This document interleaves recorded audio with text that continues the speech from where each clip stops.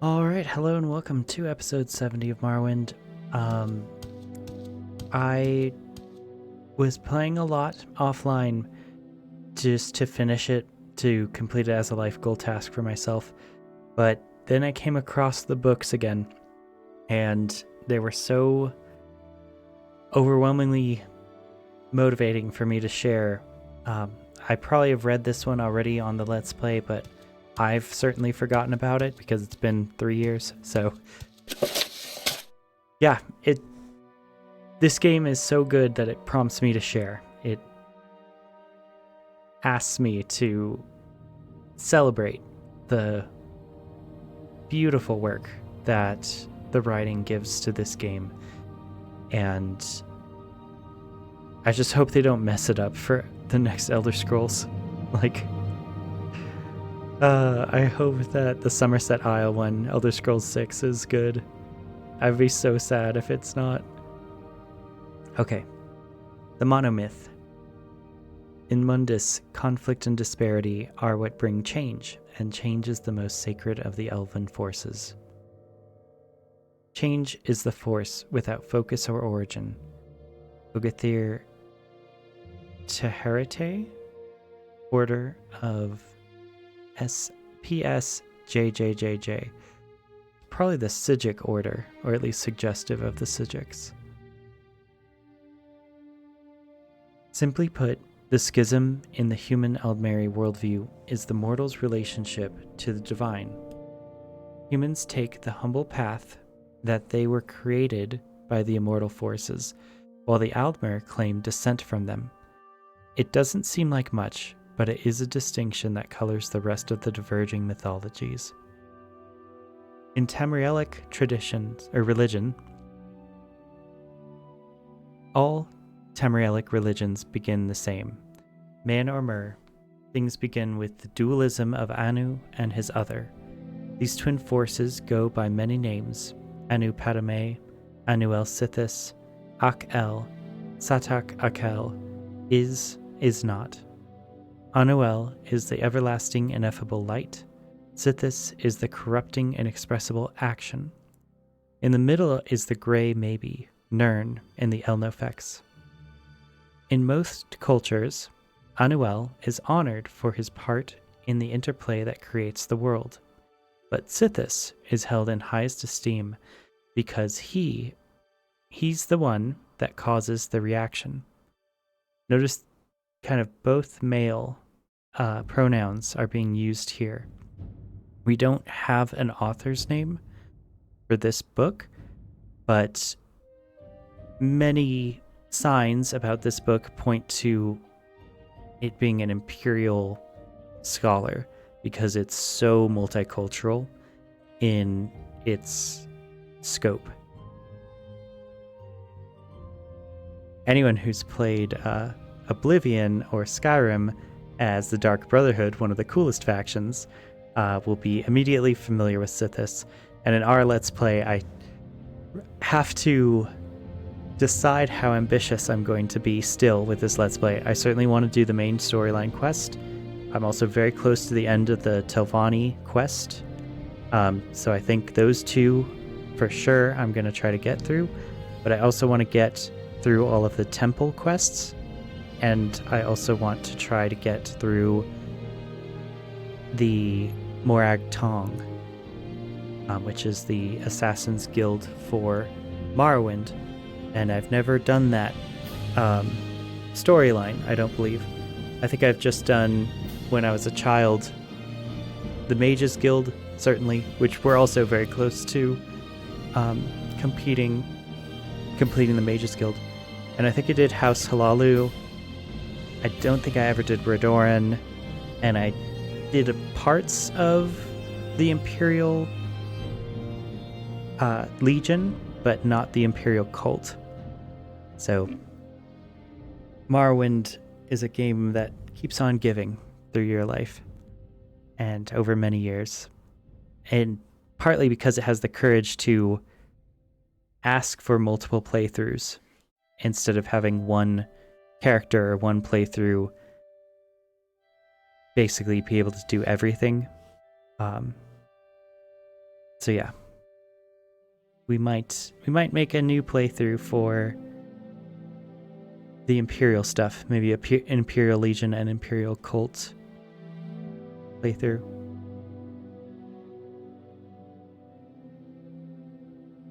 Alright. Sithis is thus the original creator, an entity who intrinsically causes change without design. Even the Hist acknowledge this being. The Hist, I think, being the Argonian sentient trees that are one of the oldest living organisms in the world, and I think are immortal. They're part of like Black Marsh's networked forest or swamp mangrove. Anuel is also perceived of as order, opposed to the Sithis chaos.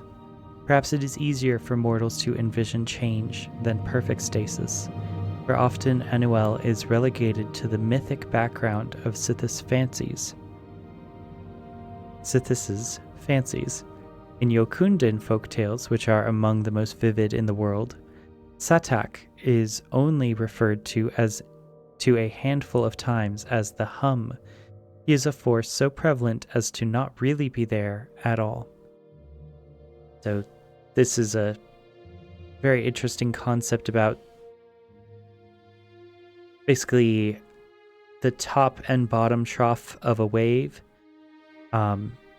If something is always there, then it's very hard to distinguish it. If you want further reading on this, you can listen to Alan Watts and one of his 1950s old lectures trying to introduce the West to concepts about Buddhism and Zen learning.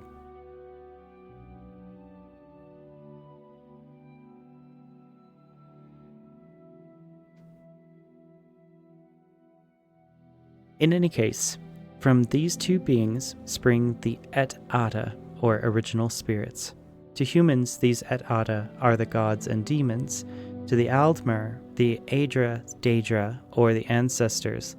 All of the Tamrielic pantheons fill their rosters from these Et Ada, though divine membership often differs from culture to culture. Like Anu and Padme, though, every one of these pantheons contains the archetypes of the dragon god and the missing god. The dragon god and the missing god. The dragon god is always related to time and is universally revered as the first god. He is often called Akatosh, whose perch from eternity allowed the day. He's a central figure in the main questline of Oblivion, and I think the patron god of the Imperial Legion, or the Imperial Order. Imperial everything is often characterized by that dragon statue. It is surprisingly thin dragon. It's also the central emblem of all of the Elder Scrolls games. That diamond inset dragon impression. He is the central god of the Cyrodiilic Empire. The missing god is always related to the mortal plane and is a key figure in the human Aldmeri schism. The missing refers to either his palpable absence from the pantheon, another mental distress that is interpreted a variety of ways, or the removal of his divine spark by the other immortals. He is often called Lorcan, and his epitaphs are many, equally damnable and devout. So, the heart of Lorcan is one of the central aspects of the main storyline of Morrowind. I have still not gotten to that part of the game, but I think Sundering and Keening are the tools that we need in order to interact with the central heart. I think it's also connected with the disappearance of the Dwemer, one of the game's most amazing mysteries. Note that Tamriel and the mortal plane do not exist yet. The Grey Maybe is still the playground of the original spirits. Some are more bound to Anu's light, others to the unknowable void. Their constant flux and interplay increase their number, and their personalities take long to congeal. When Akatosh forms, time begins, and it becomes easier for some spirits to realize themselves as beings with a past and a future. The strongest of the recognizable spirits crystallize: Mephala, Arche, Yifri, Magnus, Repugta, etc., etc. Others remain as concepts, ideas, or emotions. One of the strongest of these, a barely formed urge that the others call Lorcan, details a plan to create Mundus, the mortal plane. Humans, with the exception of the Redguards, see this act as a divine mercy, an enlightenment whereby lesser creatures can reach immortality. Aldmer, with the exception of the Dark Elves, see this act as a cruel deception, a trick that sundered their connection to the spirit plane. The myth of Arubis. Subtitled The Psijic Compensation, Mythic Arubis was an attempt by Artaeum apologists to explain the basics of Aldmeri religion to Uriel V in the early, glorious part of his reign. It quietly avoided any blame or bias against the Lorcan concept, which was still held in esteem by Cyrodiils as Shazar, the missing sibling of the divines. Despite this, the Psijiki still give a nice summary of the elder view, and it will serve our purposes here. This version comes from the archives of the Imperial Seminary, from the handwritten notes of an unknown scribe. Mythic Arubis exists and has existed from time without measure, as a fanciful, unnatural realm. Arubis is used to connote the imperceptible penumbra, the gray center between is and is not, of Anu and Padome. It contains the multitude realms of Aetherius and Oblivion, as well as other, less structured forms. The magical beings of mythic Arubis live for a long time and have complex narrative lives, creating the patterns of myth. These are spirits made from bits of the immortal polarity. The first of these was Akatosh, the time dragon, whose formation made it easier for other spirits to structure themselves. Gods and demons form and reform and procreate. Finally, the magical beings of mythic Arubis told the ultimate story, that of their own death. For some, this was an artistic transfiguration into the concrete, non-magical substance of the world. For others, this was a war in which all were slain, their bodies then becoming the substance of the world. For yet others, this was a romantic marriage and parenthood, with the parent spirits naturally having to die and give way to the succeeding mortal races.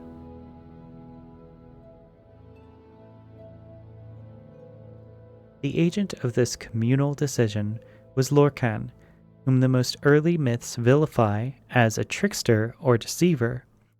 More sympathetic versions of this story point out Lorcan as being the reason the mortal plane exists at all. The magical beings created the races of the mortal Arubis in their own image, either consciously as artists and craftsmen, or as the fecunded, rotting matter out of which the mortals sprung forth, or in a variety of other anatological senses.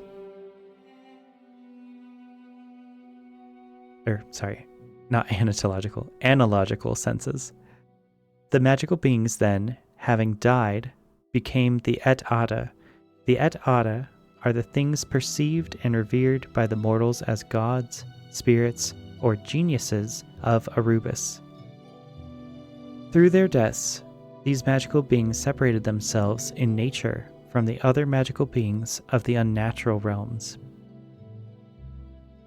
The Daedra were created at this time also, being spirits and gods more attuned to oblivion, or that realm closer to the void of Padme. This act is the dawn of the Merithic era. Interesting that they call it mythic or merithic, because men and a Mer would indicate elves, so the Merithic era may also be heard or seen as the Elvish era. It has been perceived by the earliest mortals many different ways, either as a joyous second creation, or, especially by the elves, as a painful fracturing from the divine. The originator of the event is always Lorcan. So there's a lot to take in just in that section. I want to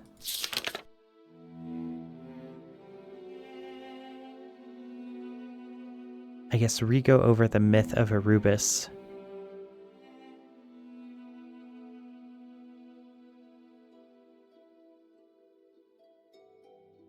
Artaeum apologist suggests High Elf. I think...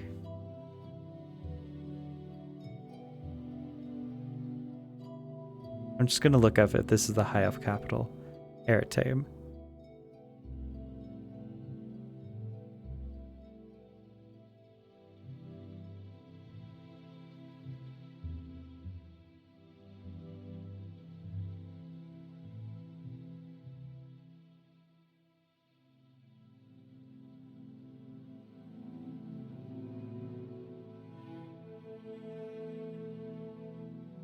Okay, so Artaeum is an island located south of the eastern kingdom of Morrowind within the province of the Somerset Isles. Artaeum is the home of the Sigic Order, an ancient order of monks that follow the old ways, a combination of mysticism, the elven forces, and the forces of space and life. Okay, so it's Sigic Order created. And it is expressing the High Elf religion to Emperor Uriel V.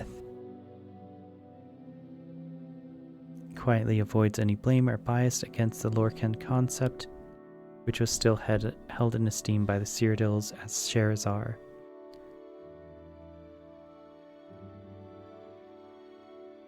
Yeah, it's hard to separate the Sigic Order from the High Elf Order.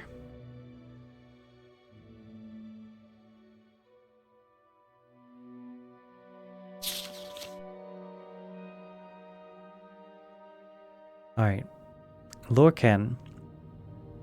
This creator, trickster, tester deity is in every Tamrielic mythic tradition.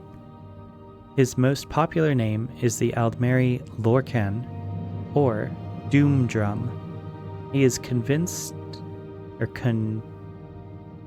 or contrived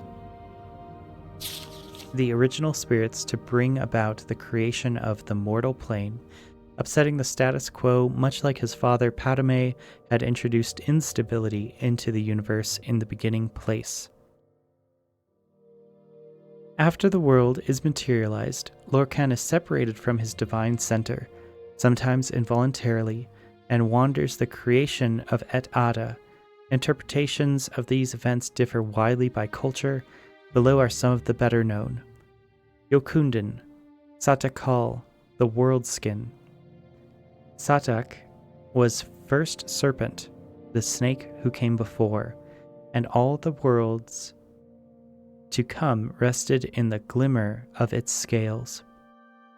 But it was so big, there was nothing but, and thus it was coiled around and around itself. This is like the Leviathan or the world snake or the Ouroboros. And the worlds to come slid across each other, but none had room to breathe or even be. And so the worlds called to something to save them, to let them out. But of course, there was nothing outside the first serpent, so aid had to come from inside it. This was Akel, the hungry stomach. Akel made itself known, and Satak could only think about what it was, and it was the best hunger, so it ate and ate. Soon there was enough room to live in the worlds, and things began. These things were new, and they often made mistakes, for there was hardly time to practice being things before. So most things ended quickly, or were not good, or gave up on themselves. Some things were about to start, but they were eaten up as Satak got to that part of its body. This was a violent time. Pretty soon, Akel caused Satak to bite its own heart, and that was the end. The hunger, though, refused to stop, even in death, and so the first serpent shed its skin to begin anew. As the old world died, Satakal began, and when things realized this pattern, so did they realize what their part in it was. They began to take names like Reptka or Chuwaka, and they strode about looking for their kin. As Satakal ate itself over and over, the strongest spirits learned to bypass the cycle by moving at strange angles. They called this process the walkabout, a way of striding between the world skins. Ruptka was so big that he was able to place the stars in the sky so that weaker spirits might find their way easier. This practice became so easy for the spirits that it became a place called the Far Shores, a time of waiting until the next skin. Ruptka was able to sire many children through the cycles, and so he became known as the Tall Papa. He continued to place stars to map out the void for others. But after so many cycles, there were almost too many spirits to help out. He made himself a helper from the detritus of past skins, and this was Sep, or Second Serpent. Sep had much of the hungry stomach still left in him, multiple hungers from multiple skins. He was so hungry he could not think straight. Sometimes he would just eat the spirits he was supposed to help. But Tall Papa would always reach in and take them back out. Finally, tired of helping Tall Papa, Sep went and gathered the rest of the old skins and balled them up, tricking spirits to help them, or to help him, promising them this was how you reached the new world, by making one out of the old. These spirits loved this way of living, as it was easier, no more jumping from place to place. Many spirits joined in, believing this was good thinking. Tall Papa just shook his head. Pretty soon, the spirits on the skin ball started to die, because they were very far from the real world of Satakal. And they found that it was too far to jump into the far shores now. The spirits that were left pleaded with Tall Papa to take them back, but Grim Ruptka would not. and he told the spirits that they must learn new ways to follow the stars to the far shores now. If they could not, then they must live on through their children, which was not the same as before. Sepp, however, needed more punishment, and so Tall Papa squashed the snake with a big stick. The hunger fell out of Sepp's dead mouth and was the only thing left of the second serpent. While the rest of the New World was allowed to strive back to godhood, Sepp could only slink around in a dead skin or swim about in the sky, a hungry void that jealously tried to eat the stars. Okay, that was really beautiful. It reminded me a bit of African creation myth stories. The colloquial way in which they're addressing their gods in a familiar term, Tall Papa, instead of, large father or something more formal. It has a bit of warmth to how the emotions of the gods are treated. They get bored, they get tired, they are hungry, they make mistakes. These are kind of they seem a bit warmer than some of the myths that we're familiar with from ancient Greece or Rome, where gods have emotions, but they're big, brash, almost playwright stage emotions. They're like lust or jealousy or, pride, or things that are kind of big, brass, I guess more culturally present emotions, or emotions that aren't just for the family, but they're emotions that are often related with your relationship to society. And I've always appreciated the Anansi stories. That was one of my favorite books when I was a kid. And Anansi, a lot of it's about family, and specifically the relationship from parents to children.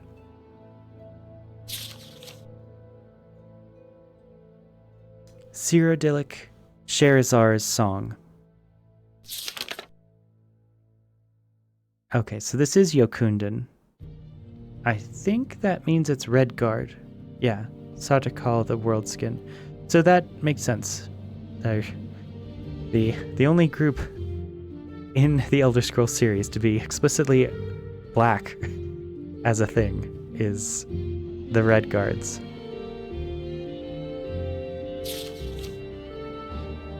Alright, Cyrodiilic, Scheherazar's Song. This was a new thing that Scheherazar described to the gods, becoming mothers and fathers, being responsible and making great sacrifices, with no guarantee of success. But Scheherazar spoke beautifully to them and moved them beyond mystery and tears.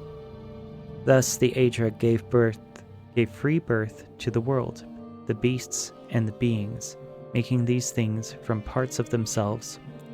This free birth was very painful, and afterwards the Aedra were no longer young and strong and powerful as they had been in the beginning of days.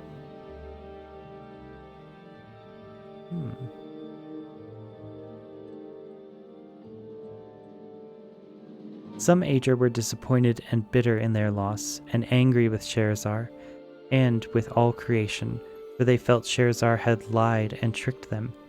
These Aedra, the gods of the Aldmer, led by Ariel, were disgusted by their enfeebled selves and by what they had created.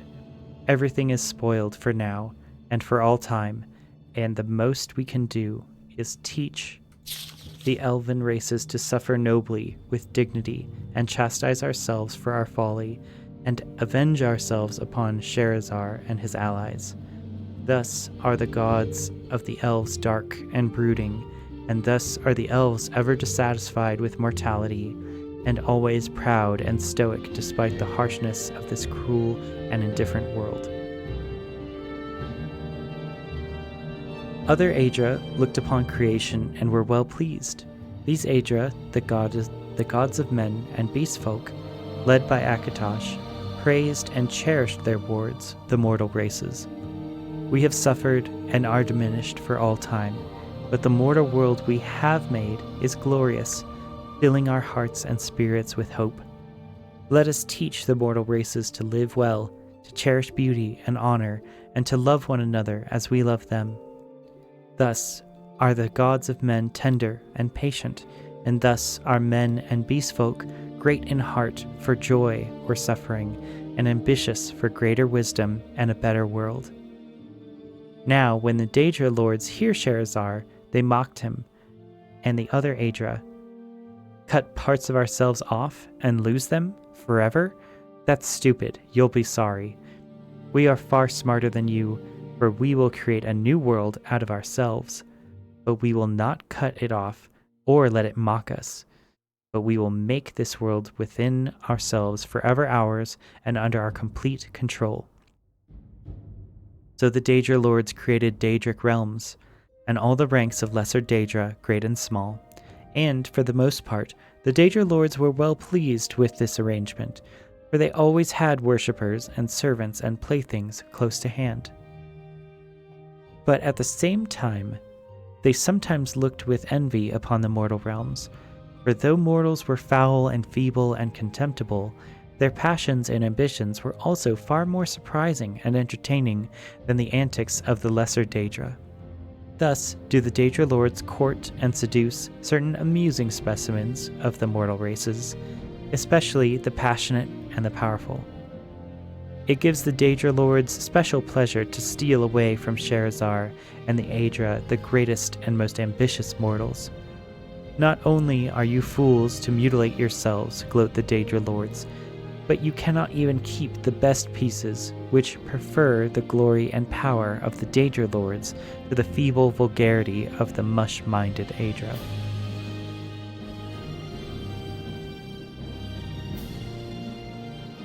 This is a great book because it highlights the culture's core emotional landscape. Back to the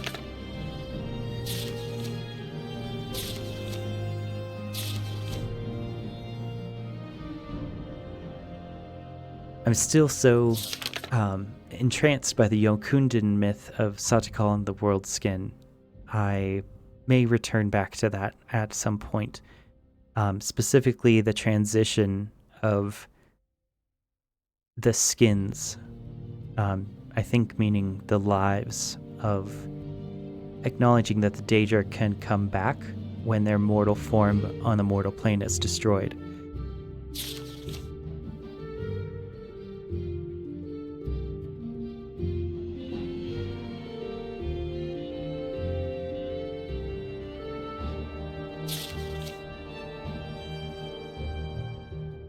All right, a bit more compassion and kind of a make the best of what you can position from the Cyrodiil myth.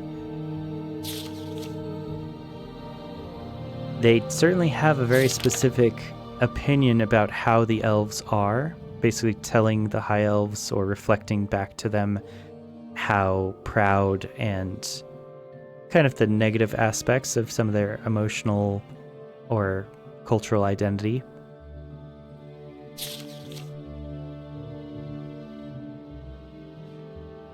Alright, but let's hear from the High Elves themselves. The Altmeri, the heart of the world. Anu encompassed and encompasses all things. So that he might know himself, he created Anuel, his soul and the soul of all things. Anuel, as all souls, was given to self-reflection, and for this he needed to differentiate between his forms, attributes, and intellects. Thus was born Sithis, who was the sum of all the limitations Anuel would utilize to ponder himself. Anuel, who was the soul of all things, therefore became many things, and this interplay was and is the Arubis. But right away, the High Elves are starting from introspection and meditation, that self-knowledge creates self-fracturing, and indeed that they take a strong Unitarian perspective, that all things are really one thing, which is Anu, and then Anuel, I guess, is the soul of all things. And it's that soul that's able to take action and differentiate. So we're already seeing a focus on self-knowledge or intellect, or whatever the knower is within your psyche. If you follow Jungian psychology or Buddhist psychology, whatever the voice is inside you that is acting or doing things gets to self-differentiate. So, I think therefore I am is right at the heart of the High Elf perspective. And it also, I think, naturally creates basically social power given to thinkers and meditators and intellectualism, basically. Or at least spiritual knowledge, which is a narrative that the church might be very interested in.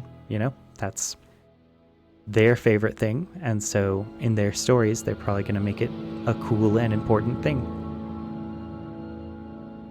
At first, the Erebus was turbulent and confusing, as Anuel's ruminations went on without design. Aspects of the Erebus then asked for the schedule to follow or procedures whereby they might enjoy themselves a little longer outside of perfect knowledge. So that he might know himself this way too, Anu created Auriel, the soul of his soul. Auriel bled through the Erebus as a new force called time. With time, various aspects of the Erebus began to understand their natures and limitations. They took names like Magnus, or Mara, or Zen. One of these, Lorcan, was more of a limit than a nature, so he could never last long anywhere. Interesting. So we're already seeing the resentment that the High Elves have for the mortal plane.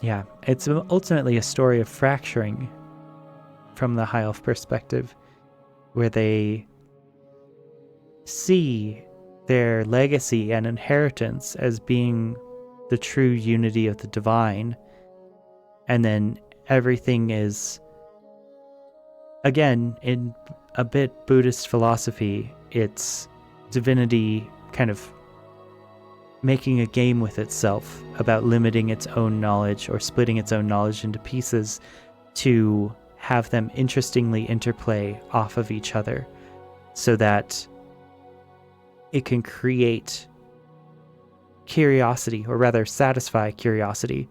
One of the central kind of unstated ambitions or things that we take for granted within this story is that it starts from a place of perfect plenty and abundance of self-knowledge, where you are all things, but then you want to ponder yourself, right?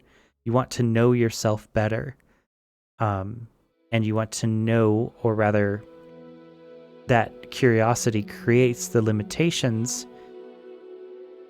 that allow for differences. So this is partly the myth of the Garden of Eden, right? Where the knowledge of good and evil, the tree of the knowledge of good and evil, is the thing that kind of creates the fall from grace between the divine and the mundane.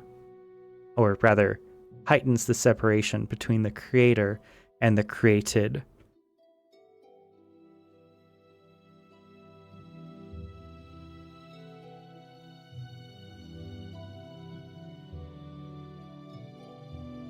Yeah, Anuel, his soul and the soul of all things, as all souls, was given to self-reflection. So that's an assumption right there in the High Elf perspective, that all souls want self-reflection, or there's a striving for self-knowledge and curiosity. And in a lot of ways, that's an elemental force in the High Elf experience. And it's a focus as well. They make sure to reinforce it.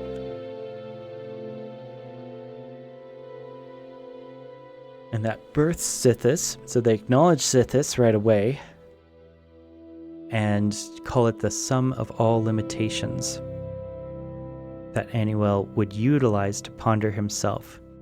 So instilling limitations allows you to ponder yourself, or to come to a greater understanding using kind of self-meditation or inward looking.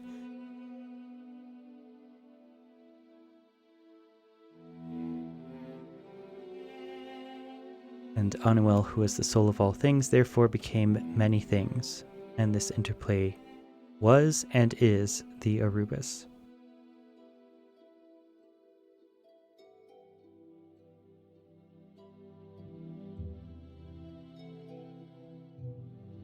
All right. As he entered every aspect of Anuel, Lorcan would plant an idea that was almost wholly based on limitation. He outlined a plan to create a soul for the Arubis, a place where the aspects of aspects might even be allowed to self-reflect. He gained many followers, even Ariel. So there's differentiation between Anuel,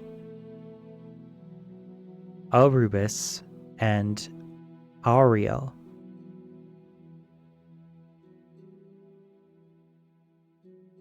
So Ariel is the soul of his soul, and Anuel is the soul, his soul and the soul of all beings, of all things. So there's a striving for personification there between Anuel and Ariel.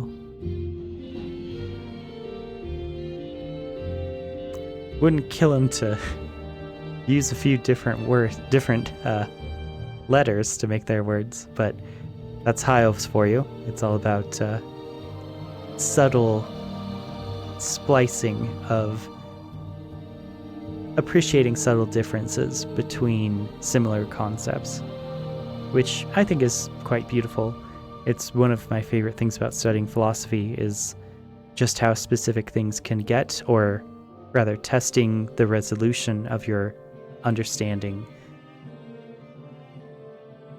This is also great for both history and philosophy and religious studies.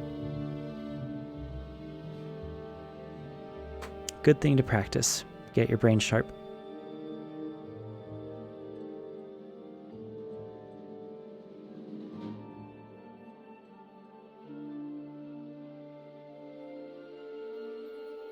Okay, so Ariel then, when told he would become the king of the New World, agreed to help Lorcan.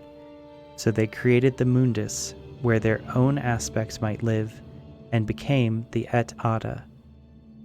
But this was a trick, as Lorcan knew. This world contained more limitations than not, and was therefore hardly a thing of Anu at all. Mundus was the house of Sithis. As their aspects began to die off, many of the Et Ada vanished completely. Some escaped, like Magnus, and that is why there are no limitations to magic. Magnus is the patron god of magic, I'm pretty sure. Others, like Y'ffre, transformed themselves into the Elnophe, the Earth Bones, so that the whole world might not die. Some had to marry and make children just to last. Each generation was weaker than the last, and soon there were Aldmer. Darkness caved in. Lorcan made armies out of the weakest souls and named them men, and they brought Sithis into every quarter. Okay, so that's already pretty directly racist.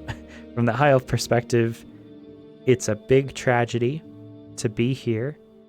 A bit dramatic. The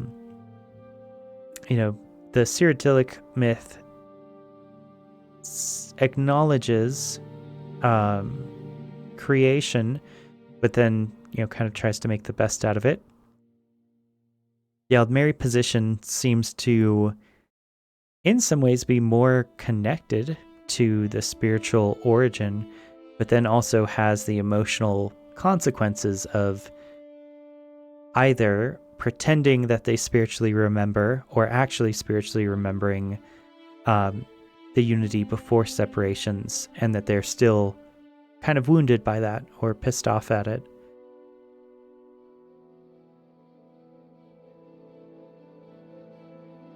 And they brought Sithis into every quarter. There is some opposition there to Sithis.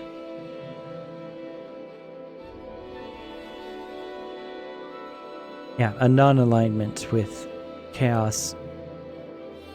Kind of not really acknowledging elven change as a force. Also, seeing everything about the limits as a trick.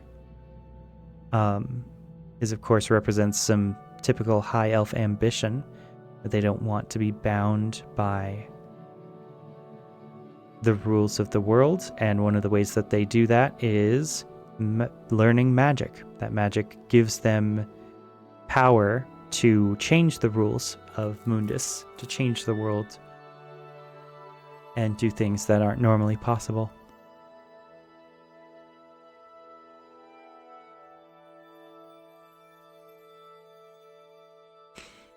Ariel pleaded with Anu to take them back, but Ariel, being the soul of his soul, so the soul of his soul pleaded with Anu, which is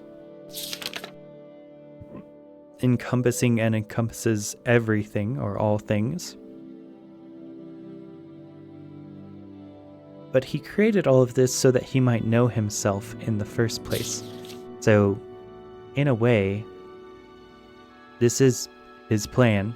Anu kind of wouldn't want to take Ariel back because the purpose is to kind of have new experiences and to test them. Even if, I guess it's, even if the soul of the soul wants to come back and doesn't like it, the everything, I think, seems it, or has judged or enforces that it's worth the test. Which is an interesting way to look at life. It's an interesting spiritual landscape. But he had already filled their places with something else. But his soul was gentler and granted Ariel his bow and shield, so that he might save the Aldmer from the hordes of men. Ariel's bow. I think we might know that from somewhere. And Ariel's shield. Seems familiar.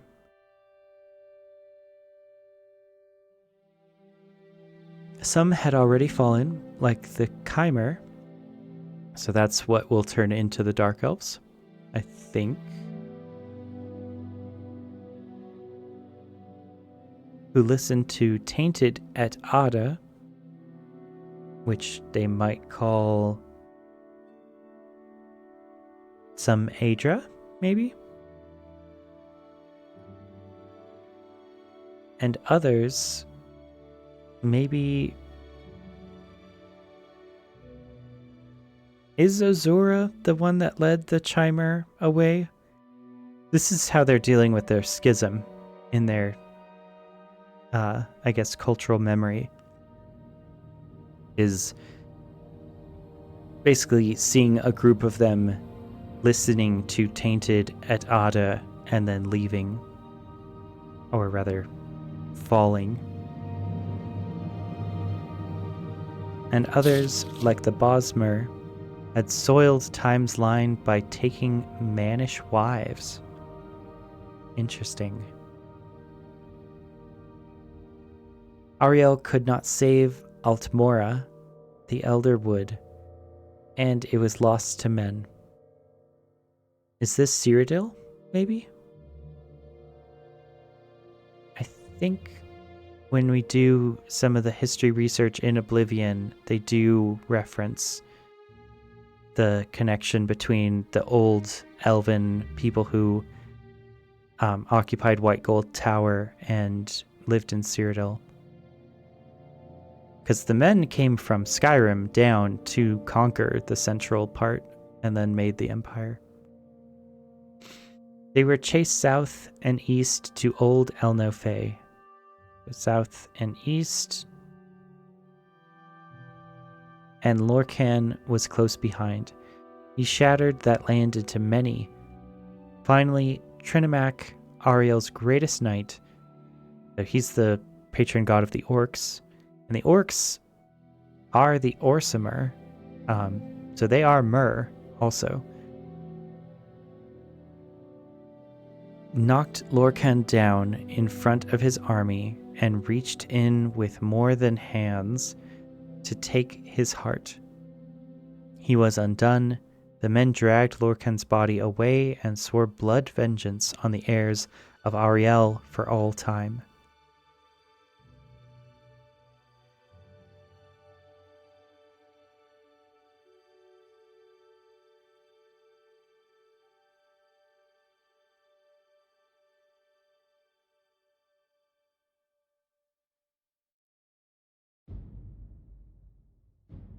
Okay, so there was a fight about it between men and Myr.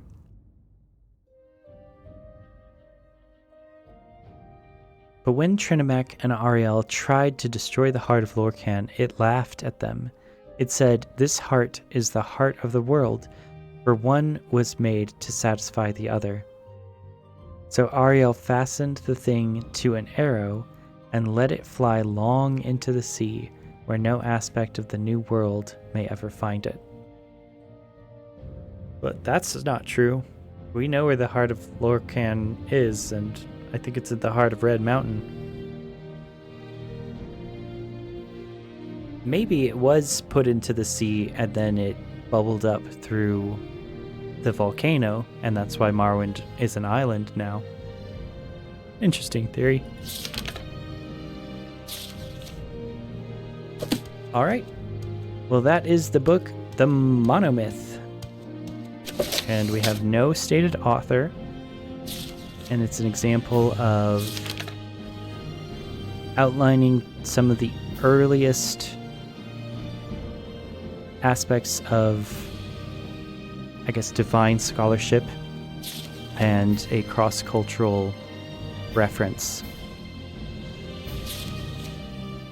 Very valuable. We are currently in Sadrith Mora in Tel Naga, the Great Hall. And this is the kind of books that Telvanni have hanging out in Sadrith Mora.